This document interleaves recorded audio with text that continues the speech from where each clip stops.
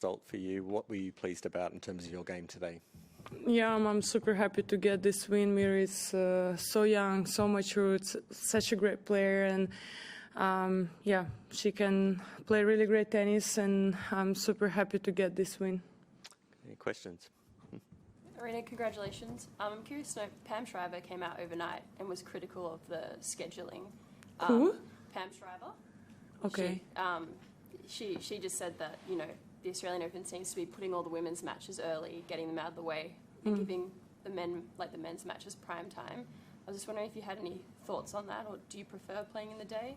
I mean, I like to play both, because if you finish early, then you have time for dinner, to relax. You're not that late. Your sleep is better. But also, of course, I like to play 7 p.m. matches, not the second after 7, after guys. I don't want that. Because, yeah, it's the full stadium. It's a great atmosphere. So I like both. But I don't know, like the first day I played 7 p.m. Like I think yesterday there was 7 p.m. Girls matches. So I'm not sure about that. I mean, so far I'm happy with the scheduling. I cannot relate to this. Tamani. Congrats, Aryna. You had to fight hard. Sorry, you had to fight hard in your 2 previous matches. How much did kind of working through those tight moments help you today bring out your best tennis? Well, definitely when you struggle with your game and you had to overcome a lot of things in the match and you still win the match, it gave you so much confidence going into the next one. You know that no matter what's gonna happen in the match, you're gonna be there. You're gonna be fighting. Like your fight spirit is there, you know. So yeah, definitely those matches gave me so much belief that no matter what, I'm gonna be there and I'm gonna be fighting. Charlie. Congrats. I just wondered, how bothered are you by head-to-head records against other players before a match? Like, obviously today you had a good record against Mirra. You could play Donna in the next round, who has a good record against you. Like, do you look at that things, and does that affect how you prepare for matches? Not at all. You know, for me, every match is a new opportunity. It's a new game. It, you know, like doesn't matter what happened in the past. For me, it's about to staying in the moment and focusing on myself and on bringing my best game, because I know that if I'll be able to bring my best game, I know that I can get the win. So I'm trying to focus on myself. Do you think there was a point in your career where maybe that would be a factor and you might be intimidated by a bad record? Or yeah, of course. I think when you're young, you're focusing too much on outside things. And then with experience, you realize that it actually doesn't matter. You know, whatever happened outside of the tennis court, it's not a big deal. You just have to focus on yourself in the moment and play just point by point. Hello, Aryna, and congratulations. Yesterday, Iga spent 70 minutes on court. Today, you beat her. You spent 62. Is this the difference between a number 1 and a number 2? Or are these things you're thinking about? Or? Oh my God, these questions. I mean, I have to say, it's definitely not something we're focusing on, you know? That's my answer. Right. Aryna, you just spoke about, you used the word struggling. You're on top of the world now. But even if you go back a couple of years and you were having all the serving issues, the double faults, etc., how did you get yourself out of that situation on the mental side, because that would be the biggest issue when that sort of thing is happening, to get you to where you are now? And was it a fight with yourself, or how can you explain that? Because it's such a transformation. It's been quite remarkable. Honestly, when I look back, I think someone was just like forcing me to try something else to improve my serve, because like my serve right now is much better. Even before like that situation happened with my serve, I was serving pretty well, but right now looking back, it wasn't enough for winning a Grand Slam. So I'm actually, at the end, I'm super happy that that happened to me, and I was able to reach out to Gavin Macmillan. Still don't know his surname. I'm sorry, Gavin. He's gonna forgive me. And yeah, we work on the biomechanic and we improved my serve so much.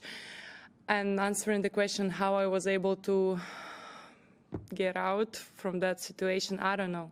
Honestly, we tried so many things, and at some point you just have to step back and you have to realize a lot of things in life, and you come to the point when you understand that tennis is just tennis. There is bigger things in life, and you just have to try your best. You have to, I don't know, just go through it. You just have to go out there without any fear of losing the match or facing the same struggle one more time. So I don't know. Honestly, I don't know. I just have so much love to this sport, and I was just like, keep trying, and finally I found the way, and I improved my serve, and I was able to achieve so many things. Did you lose belief? Yeah, there was a point when I was like, okay, you know what, I'm done here. I think it's time to go and do something else in life.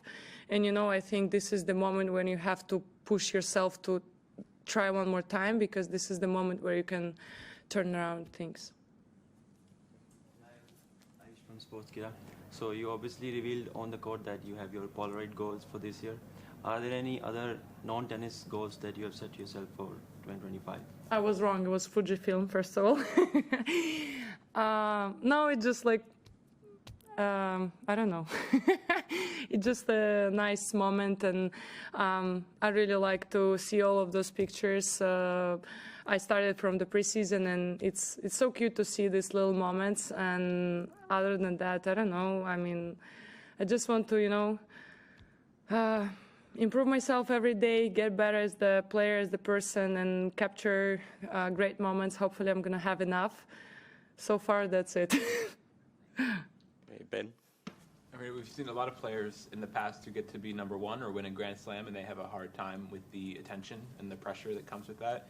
It seems like you're having more fun than ever as number one and as a Grand Slam champion. Is that accurate? Is this all just fun for you, or are there parts of the pressure that you can notice, or is it just really something you're just as happy as you seem? Well, I mean, of course there's the pressure, and it doesn't matter if you're number one, number 2, or number 10, there is always the pressure. And I think it's all about focusing on yourself, having fun outside of the court, take it easy outside of the court, because there is enough pressure on the court. And I think it's all about the balance, you have to do stuff which brings you joy in life, and also you have to go out there and you have to compete and fight. And once again, it's all about balancing these two things. If you're fun, have you been following the TikTok ban that could happen in the U.S.? Yeah, I heard about that. I mean, but this is not something we can control, and I hope they're going to figure that, because I love TikTok. Okay, a couple more to Maney. And then I'm just curious, last year in the quarterfinals of Roland Garros, how are you actually feeling? Like, how sick were you then? We didn't see you for months after that, so I don't know if you ever talked about. Yeah, that was very tough match, and I was stomach posing, and it was the worst feeling ever I had in my stomach. And I think it was just the combination of the stress and having the stomach issues, and plus the stress. It was.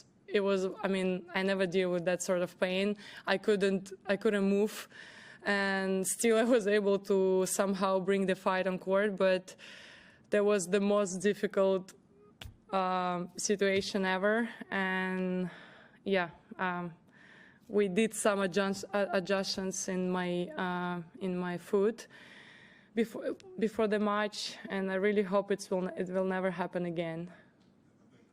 Was you were too sick to come to press? How long did it take you to kind of get over that and feel good again? I'd say 3-4 days. I was still struggling, and then things start getting better. okay, we'll do the last two here. Yeah. You were playing Donna or Anastasia in the next round. If you had to pick one of those two, which one would it be? Doesn't matter. Like, I don't care, How well do you know each of the? I know them pretty well. I played a lot of matches against both, and whoever gonna win that match, I'm just gonna go there and fight and do my best to get through that match.